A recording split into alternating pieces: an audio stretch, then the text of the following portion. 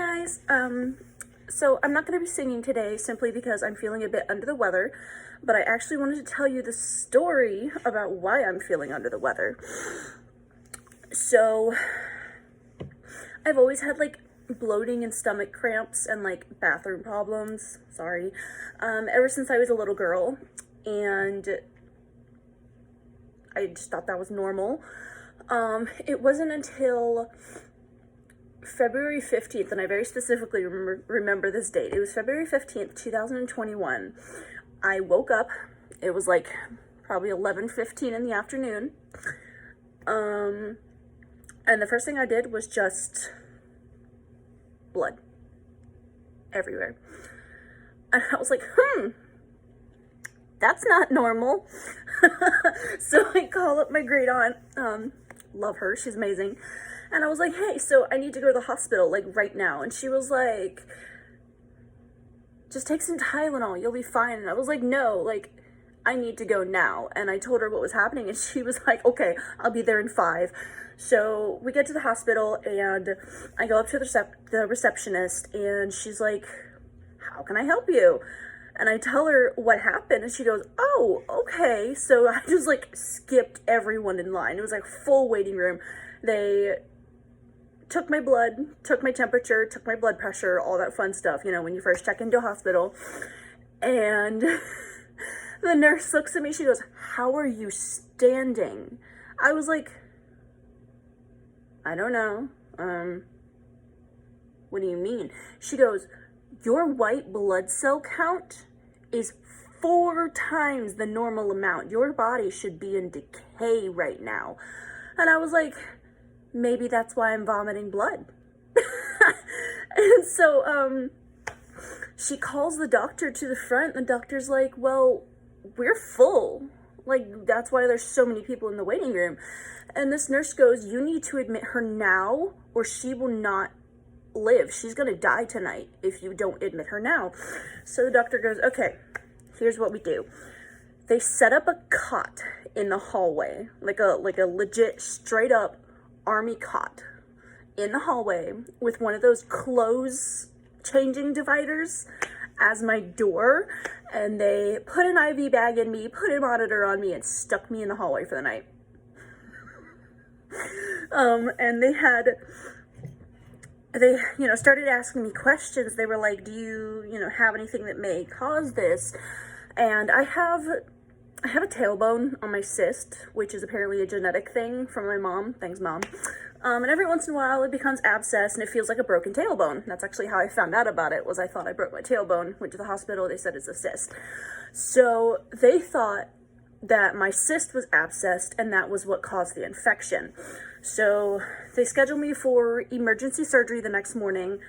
I get all prepped, ready to go. I'm under and on the operating table. They cut me open and they're like, there's a cyst, but it's not inflamed. So while I'm still under anesthesia, they take me out, get me in a CAT scan just everything. And that's when they noticed that a little piece of my intestine had fallen off track, gone down into my butt cheek, and twisted, causing a deadly infection. And so they put me back on the table and made another incision. So I've got 2 incisions.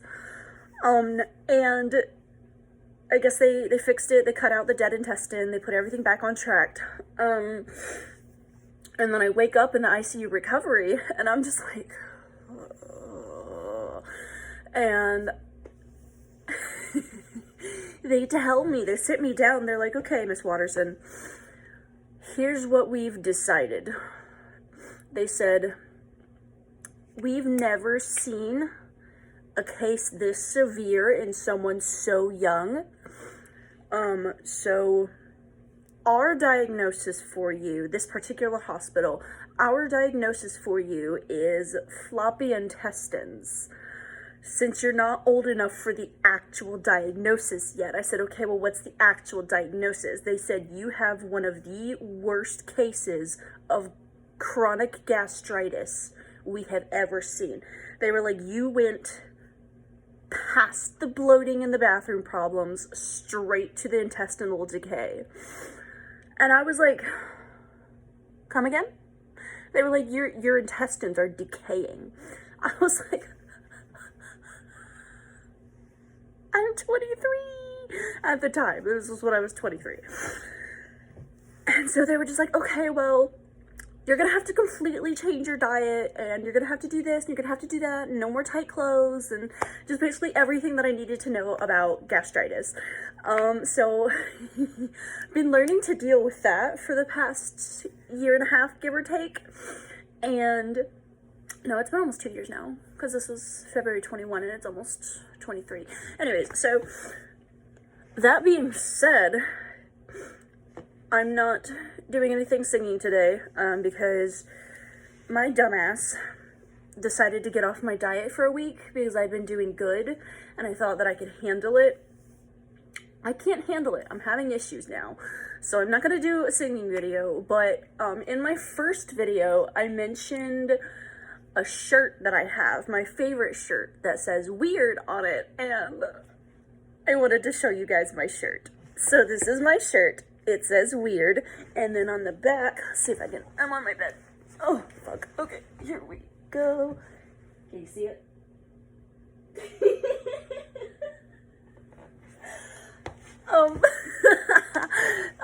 When I first moved to Florida, I lost a bunch of weight, and I didn't fit any of my clothes anymore, so I ended up taking $200 to Ross. Love Ross. And I just did like a full-fledged shopping spree, and I had picked out like 5 or 6 different shirts, and they were really cute, and I was walking to the checkout when I saw this shirt on the end, and I was just like, does that say weird? That is my shirt. And I didn't even care what size it was. I didn't care if it fit. I was like, it's mine. I'll hang it on my wall if I have to. But yeah, so just thought I'd share that little story time for you guys, in case, you know, you ever are watching my videos in the future and you see me like press on my stomach, or I like have to stop to burp, because, you know, intestinal problems causes acid reflux, constant gas, burping, barfing, and it's fun. I carry a little bottle of antacids in my purse, and I've actually had little old ladies at restaurants be like, oh my god, she's popping pills, and then I hold the bottle up to the waitress and I'm like, gastritis, chronic gastritis, antacid pills. Fuck off, old lady. Yeah, so good morning, everyone. I hope you enjoyed my little story time. I'm gonna go smoke. Bye.